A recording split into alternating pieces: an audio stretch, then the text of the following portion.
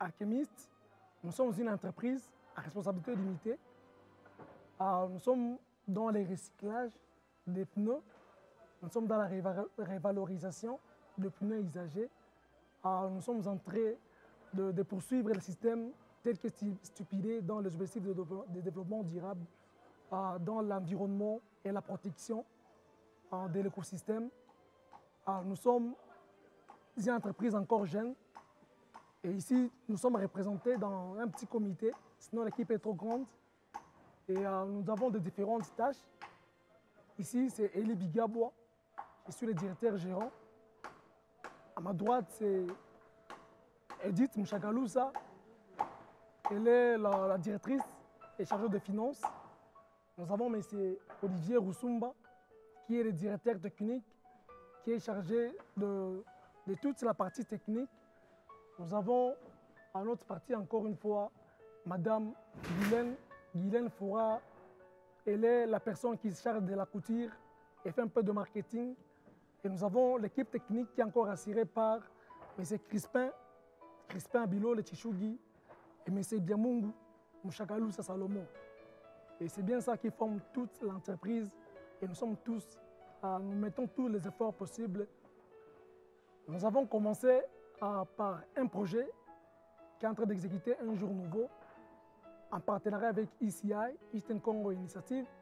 Nous sommes déjà un bénéficiaire de ce projet.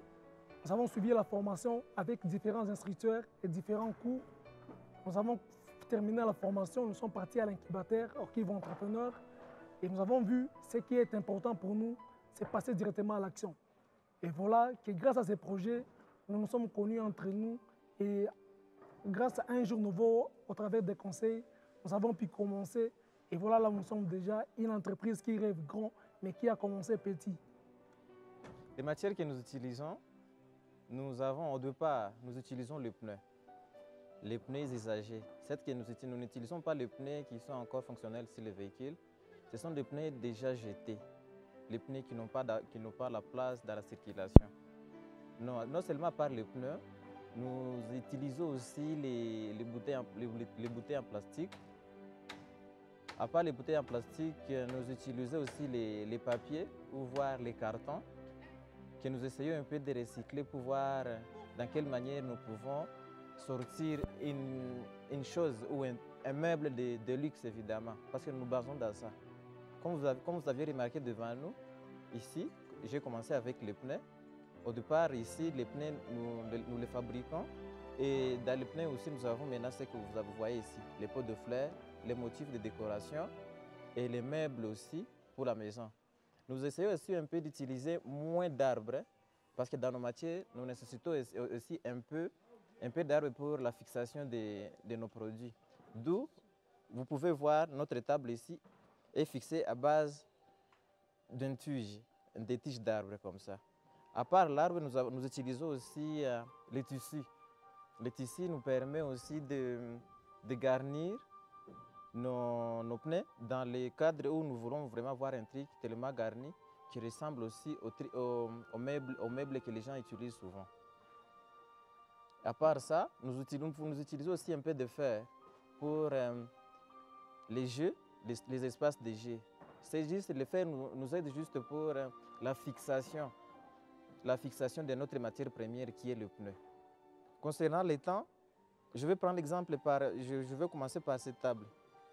Pour cette table, juste après l'achat et la réunification des besoins que nous avons, ça nous prend juste 3 heures. 3 heures pour accomplir cette table comme ça. Parce que les temps dépend aussi des modèles de meubles que nous voulons faire. Comme j'ai dit avec la table, 3 heures, mais comme avec les pans de fleurs, nous pouvons faire autant, 10 voire dans 2 heures.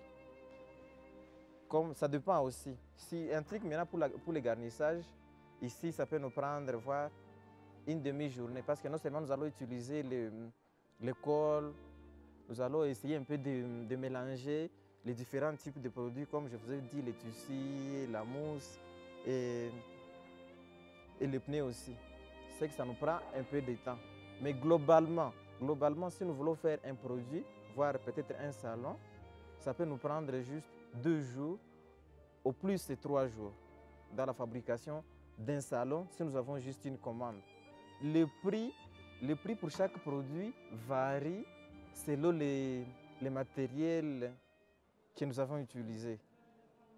La table, par exemple ici, ça varie entre 20 et 35 $. Le prix est calculé sur base des dépenses que nous avions effectuées et le temps aussi qui nous a pris. C'est juste, ça nous permet aussi ce sont juste les éléments qui nous permettent de fixer le prix d'un meuble déjà prêt.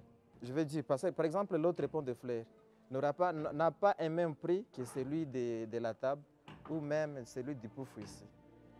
Ça veut dire, après que nous avons une commande, nous évaluons les besoins et tous les détails.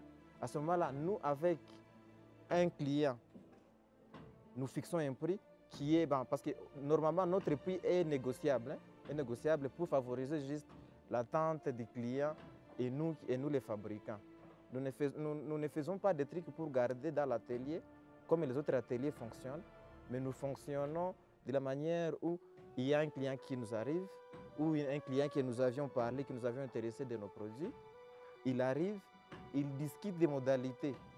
Parce qu'il y a un client qui peut venir, qui dit, moi je veux un truc garni, et l'autre qui nous dit, je veux un truc avec juste de la peinture. Alors là, ce sont là les détails qui nous permettent de fixer les prix de chaque meuble que nous faisons. Bon, comme c'est dit sur notre adage, il y a de l'or dans vos poubelles. Nous utilisons les pneus comme les gens jettent des pneus. Et si vous jetez des pneus, ça peut même faire plus de 50 ans pour être dégradé. C'est pour cela que nous les utilisons pour en faire de l'or, comme notre adage le dit. Nous avons besoin d'un financement. Pourquoi? Parce que sans le financement, on ne saura pas avancer. On ne saura pas aller trop loin. Et certainement pour le moment, nous avons juste besoin de 1 500 $ au début d'abord pour avoir quelques matériels de base et pour avoir un atelier stable, respectant toutes les normes d'un atelier de recyclage, il faudra avoir 8 ou bien soutenir 8 000 $. Avec le 8 000 $, on pourra se dire que nous avons un atelier pour une fois dans la République démocratique du Congo et un atelier de recyclage. Certainement, on a fait des études. Pour le moment, il n'y a pas un atelier de recyclage des pneus usagés, soit des déchets, dans notre pays. Et nous disons, avec 8 000 $, on peut déjà avoir un atelier qui respecte toutes les normes possibles d'un atelier de recyclage.